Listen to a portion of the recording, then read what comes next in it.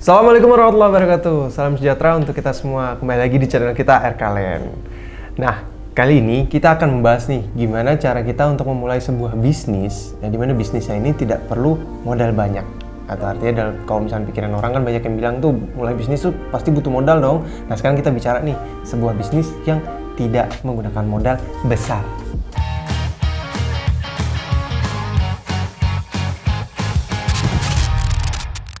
Sebelum kita masuk, jangan lupa untuk like dulu video ini. Kalau misalkan teman-teman memang kena nih sama topik yang kita bahas, serta subscribe dulu nih sama channel-channel kita, karena kita udah pernah bahas banyak banget sebuah properti dan investasi. Nah, kalau misalkan pengen lihat video-video lainnya, boleh dilihat juga. Jadi kali ini kan kita tadi pengen membahas bagaimana caranya kita memulai bisnis tanpa sebuah modal. Nah, bisnisnya bisnis apa dulu? Nah, kita balik lagi karena memang kita di sini berbicara di ranah properti. Jadi, bisnis yang teman-teman bisa mulai tanpa menggunakan modal yang besar adalah sebagai dropshipper atau misalnya broker properti. Dari bisnis ini, Anda bisa mengembangkan ranah bisnis tersebut sehingga menjadi perusahaan yang benar-benar besar. Seperti kalau misalnya teman-teman lihat sekarang tuh banyak properti-properti yang udah dijual dengan nama perusahaan-perusahaan. Nah, jangan takut dan jangan berpikiran bahwa wah dia udah besar, wah dia udah mulai duluan. Enggak, semua orang bisa kayak gitu. Dan itu juga ternyata kalau misalnya kita bahas ya, nanti kita ulik ya, itu ternyata nggak butuh buat modal yang besar banget loh. Ternyata dengan modal kecil aja teman-teman udah bisa mulai untuk melakukan bisnis seperti itu. Kita langsung mulai aja ke materi yang pertama. Gimana sih cara kita untuk memulai membangun bisnis? Nah, pertama teman-teman harus memulai dari orang terdekat dulu. Orang terdekat atau lingkungan terdekat di sini akan meminimalisir modal yang teman-teman keluarkan. Artinya apa? Untuk memberikan pilihan properti yang tepat kepada orang yang tepat itu, kita kan harus tahu juga orang yang mencari properti itu seperti apa. Nah, pelaku yang ingin mencari properti itu seperti apa? Teman-teman bisa tanyakan dulu sama sanak saudara atau mungkin teman-teman terdekat, apakah ada dari mereka yang sedang ingin mencari properti baru atau ingin mencari suasana tempat baru. Nah, itulah yang teman-teman cari. Teman-teman ulik lagi, oke, kamu ingin properti ya? Kamu pengen tinggalnya di daerah mana sih? Kamu punya budgetnya berapa? Kamu pengennya seperti apa gitu. Teman-teman udah dapat informasi-informasi tersebut, nah baru teman-teman cari lagi propertinya yang seperti apa. Nah, langsung menuju ke sana. Nah, di sini saya kembali lagi, walaupun banyak orang yang mengatakan bisnis itu bisa dimulai tanpa modal. Ya, sedikit banyak benar gitu. Tapi tetap harus ada modalnya. Tapi modalnya ya modal-modal yang memang kita masih bisa cover lah, artinya masih kita bisa lakukan gitu. Seperti studi kasus yang pertama, contoh pertama, mulai dari orang terdekat. Nah, ketika kita udah tahu mereka inginnya seperti apa, nah kita langsung cari itu properti yang mereka inginkan seperti apa. Nah, di sini mungkin teman-teman akan mengeluarkan cost untuk melakukan transportasi saja. Melihat bahwa properti yang diinginkan memang cocok nggak sama yang tadi si kliennya gitu. Nah, kalau misalkan memang udah cocok, nah di sini kan teman-teman mengeluarkan cost transportasi saja. Dari cost transportasi mungkin teman-teman bisa mendapatkan income yang bahkan bisa menjadi 200 hingga 500% dari modal yang teman-teman keluarkan. Nah, yang kedua yaitu kita harus melihat iklan-iklan online lebih sering. Nah, udah ketemu tadi ya, klien pengennya seperti apa, kita udah ngeliat listingnya, oke udah. Nah, kita mulai step yang selanjutnya. Artinya step selanjutnya ini kita mengembangkan jaringan kita, jaringan properti yang tadi. Kalau misalkan memang untuk membuat daftar nama properti di lingkungan kita itu memakan cost transportasi, nah ada cara lain, yaitu cara melihat di sosial media atau di iklan-iklan properti lainnya. Nah, di sini saya rasa sekarang udah banyak ya yang menyediakan wifi gratis, atau misalkan sekarang internet paketnya udah murah-murah banget untuk akses internet. Nah, teman-teman udah bisa lihat tuh iklan properti di sosial media atau di ranah-ranah properti lainnya, di website-website properti. Nah, kita listing di situ, kita riset harga yang masuk akal dan harga yang cocok dengan para klien itu. Nah, itulah yang nanti akan kita tawarkan. Dari dua step tadi, kalau teman-teman udah disiplin di situ, teman-teman harus tingkatkan ke step yang selanjutnya, yang ketiga, yaitu melakukan penawaran kepada si penjual. Kenapa si penjual? Tadi dua step di awal, kita menemukan klien dan kita mencari atau kita survei dari properti yang mereka inginkan. Tapi kita udah menemukan properti yang memang sudah siap untuk dijual.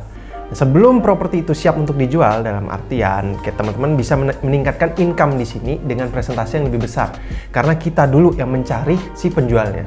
Kita cari dulu penjualnya, kita lakukan negosiasi sehingga presentasi income yang kita dapatkan lebih besar daripada hanya sekedar fee penjualan. Udah 3 step tadi udah lancar, udah tahu bagaimana seluk-beluknya, udah tahu oh ternyata yang kayak gini dia maunya yang seperti ini, oh klien yang seperti ini maunya seperti ini, oh pemilik properti yang kayak gini dia butuh klien yang seperti apa. Itu udah paham, udah hafal banget ketemu yang kayak gitu, kita langsung lanjutkan step selanjutnya, yaitu tawaran kerjasama. Artinya kalau misalkan tadi mungkin perorangan, kita nemuin perorangan yang punya sebuah properti atau sebuah rumah, sebuah tanah atau properti lainnya lah, apartemen atau apa, satu orang saja. Tapi kita bisa melakukan kerjasama di sini tidak hanya perorangan, misalkan perusahaan. Misalkan kalau teman-teman tahu di lingkungan ini lagi buka klaster perumahan baru, tawarkan kerjasama di sana. Sampaikan nama mereka bahwa teman-teman bisa melakukan penjualan terhadap properti yang mereka jualkan. Teman-teman bisa memasarkan itu. Nah, buat surat pernyataannya, surat perjanjiannya di situ. Ketika teman-teman melakukan sebuah penawaran terhadap developer, buat perjanjiannya, buat hitam di atas putihnya, agar lebih jelas di antara dua belah pihaknya.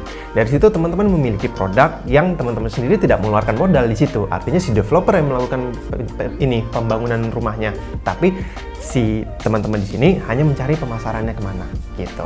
Step selanjutnya yaitu buatlah website promosi. Artinya website promosi di sini kita tidak bisa mengesampingkan teknologi zaman sekarang. Karena pemasaran di zaman sekarang sangat bergantung terhadap yang namanya teknologi. Teman-teman harus ngulik lebih terhadap teknologi tadi.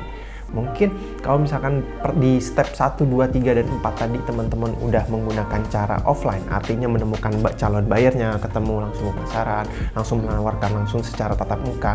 Nah sekarang teman-teman harus bisa ada skill teknologinya di situ. Bagaimana kita melakukan closing dengan menggunakan digital marketing. Nah, udah masuk ke step 5 tadi, udah melakukan promosi secara digital, saya rasa teman-teman udah tahu ranahnya seperti apa. Dari 5 tadi, nah teman-teman harus masuk ke step yang selanjutnya, yaitu buatlah brand Anda. Dengan sini, ya kan, udah paham seluk-beluknya gimana nih untuk memulai bisnis properti. Dari awal udah ketemu klien, udah banyak trust yang datang ke kita nih, udah banyak orang yang tahu kita nih, oh iya benar, kalau mau beli properti sama dia aja nih. Nah sekarang brandinglah diri Anda. Sudah menemukan klien yang banyak, sudah menemukan sepak terjang dari penjualan seperti apa, sehingga orang, Pak, saya punya properti ini, tolong dong pasarin. Berarti kita kan sudah dinilai worth it dalam kerjaan itu, artinya kita mumpuni di bidang itu. Nah, mulailah branding diri Anda dengan nama yang Anda inginkan. Entah perusahaan apapun yang Anda inginkan, mulai dari situ. Sudah branding, sudah selesai, step yang selanjutnya menabung. Sebenarnya menabung ini udah harus Anda lakukan di awal. Artinya setiap komisi yang Anda terima, setiap pemasukan yang Anda terima, kalian harus kuat menghitung berapa pengeluaran yang saya keluarkan, berapa pemasukan yang saya dapatkan gitu. Tapi di sini step menabung di sini Anda harus lakukan agar apa? Agar Anda bisa scale up perusahaan Anda tadi. Apa yang Anda kerjakan dari step 1 sampai 5 tadi itu udah termasuk sebuah perusahaan loh. Karena Anda sudah bisa menghasilkan income sendiri di situ. Ini udah menjadi ranah income Anda. Anda sudah punya nama di situ, Anda sudah branding. Nah, sekarang Anda harus menabung untuk melakukan scale up. Scale up dalam artian apa? Anda bisa melakukan scale up dari segi ilmu, dari segi investasi tempatnya, investasi asetnya. Anda udah bisa melakukan itu dengan cara menabung tadi. Menabung sudah Anda lakukan, step selanjutnya barulah Anda mencari karyawan. Karena tidak mungkin dong Anda melakukan kerjaan yang sama dari awal sampai nanti udah capek banget, udah tua banget kan, masa ngelakuin kerjaan yang sama. Kapan kita akan berkembang? Carilah karyawan, carilah orang-orang yang bisa Anda pekerjakan di bawah itu. Agar apa? Agar Anda memiliki waktu lain untuk melakukan scale up bisnis Anda tadi. Disinilah letak cara kita memulai bisnis dari modal yang sangat minim. Jadi tidak ada kata yang mustahil, tidak ada kata yang tidak bisa. Hanya pertanyaannya adalah kalian ingin atau tidak, dan kalian mau atau tidak. Mungkin sekian, saya Abdul Maliki, saya undur diri. Assalamualaikum warahmatullahi wabarakatuh, selamat pagi atau salam sejahtera.